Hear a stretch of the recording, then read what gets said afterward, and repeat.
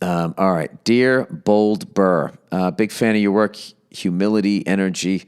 Well, talk to the cat person because they think I'm a hothead. And yada, yada, yada. All right. I don't know you. I'm reading it. I'm going to therapy now. I'll take a compliment now. I'm living in Belgium. Come here someday. I did Antwerp one time. Brussels, and I saw Tommy Aldridge lobby. And I said, Tommy Aldridge, and I knew he was tired from the road. So he turned around like, hey, and I just said, thanks for all the great music. And I just walked away. Didn't ask for a picture, no autograph, no nothing. But I got to talk to him, which was awesome. Brussels is full of Anglophones, close to the folks you get to meet in Scandinavian countries who all speak perfect English somehow.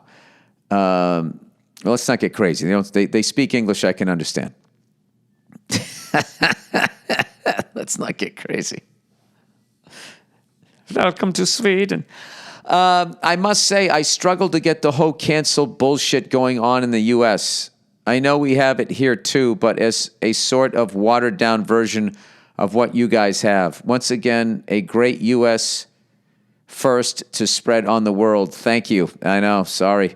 I do get the idea. I do get the snowball process of it. Well, then there it is. Yeah, it all starts with a good idea, and then it becomes a moneymaker, both with news organizations and these nonprofits, air quote, that fucking start up. And then, it's no different than like when a hurricane happens and a bunch of people lose everything. Everybody else wants to help, right? So what do? They fucking, they start sending money to these organizations that pop up, and inevitably you end up finding some of them are bogus and people just keep the fucking money. And this stuff, this cancel culture, Me Too shit, unfortunately is no different. There's always going to be opportunists, and you're starting to see people use cancel culture now that they're educated on how the snowball works to try to just take somebody out who didn't even do anything. They just don't like his politics.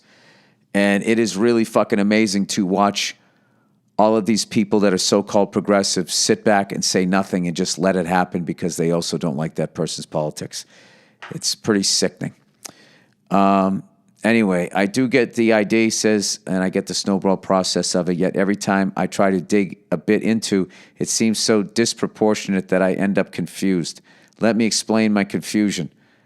On the recent Dave Chappelle thing, I see famous Americans like Joe Rogan, like Bill Maher, sort of jumping on the subject and trying to defend their fellow comedian, yet whenever I see the actual attack, by which I mean the first outrage take and not the even lazier retweeters.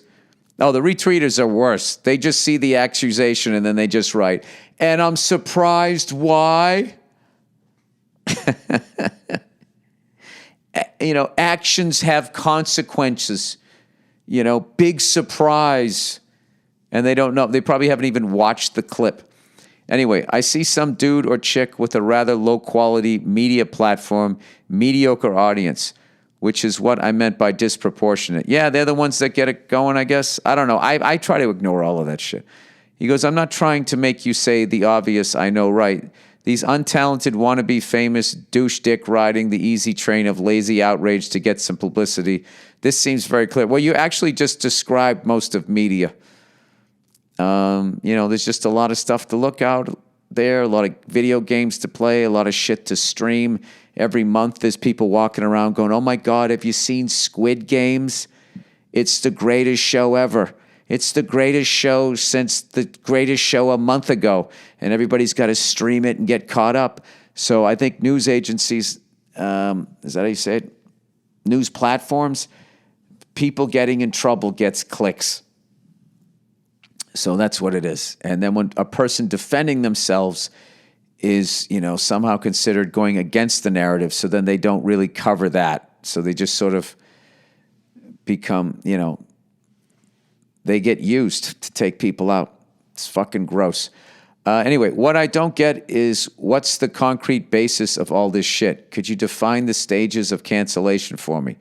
The example you brought with Norm Macdonald on his multiple hilarious SNL bits on OJ helped me a lot, understanding his being kicked out of the show, and also made me discover the guy a lot better. Thank you so much for this. The guy is now sitting on my top comedian list. That's awesome.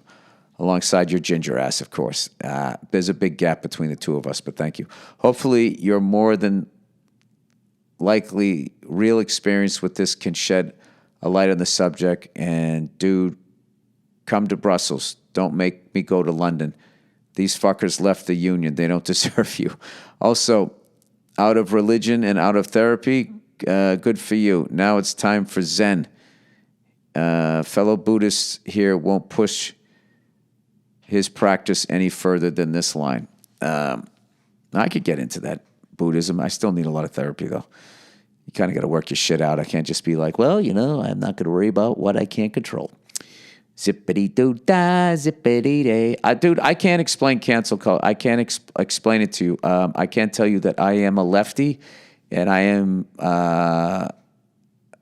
shocked at what people on the left are doing to other people with no trials or no nothing. And it has just gone so fucking beyond, the initial, legit dirtbags that they were getting. And now what they do is they try to just, dig up some sort of fucking something that can get you canceled. They literally go out and try and find it to get rid of you because they don't, not even because they want to stop whatever they're allegedly even happened, if it even fucking happened, they just don't like you. And they're using, you know what I mean? It's just fucking weird. They go, I hope somebody got raped so I can get rid of this person. It's like, wait, you shouldn't be hoping that.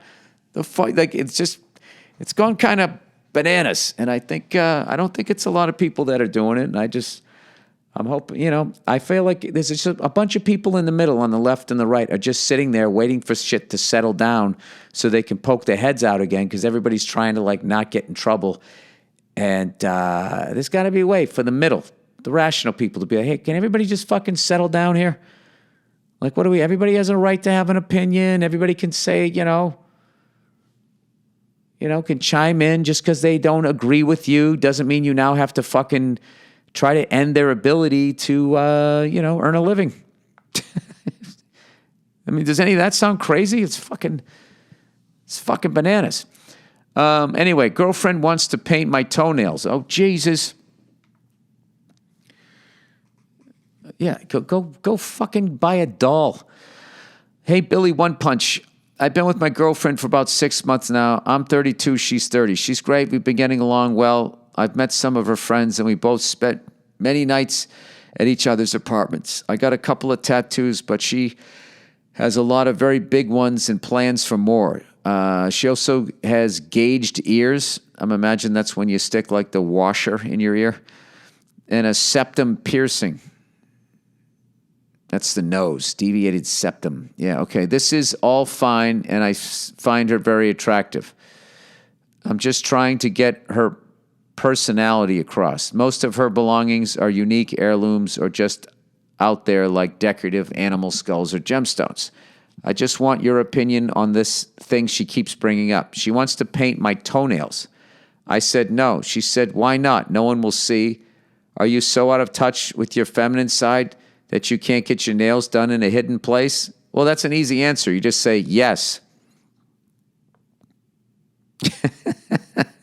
Or you just say, are you so up your ass about what you want to do to me that you can't hear me saying no? I would just make a joke out of it. Be like, no means no. You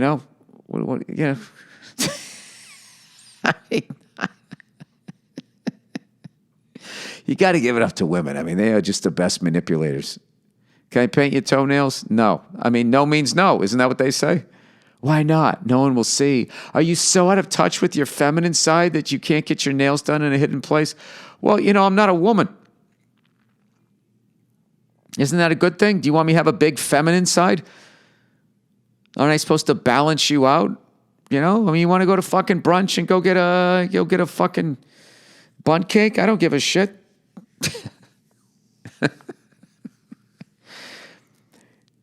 goes, I like the way she does these odd sort of things, but it makes me feel weird having it done to me. I feel I show enough femininity towards her in our texts and Snapchats.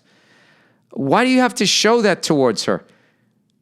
It's because feminists are controlling the narrative, and if you don't fucking do shit like this, they automatically think, that means you're a toxic male. I don't know. I think she'll respect you more if you just stand your ground. And it's just as long as you're being a good guy and you're taking her out to dinner. Like, I don't think that it's, she does, don't fucking paint my toenails if you don't mind.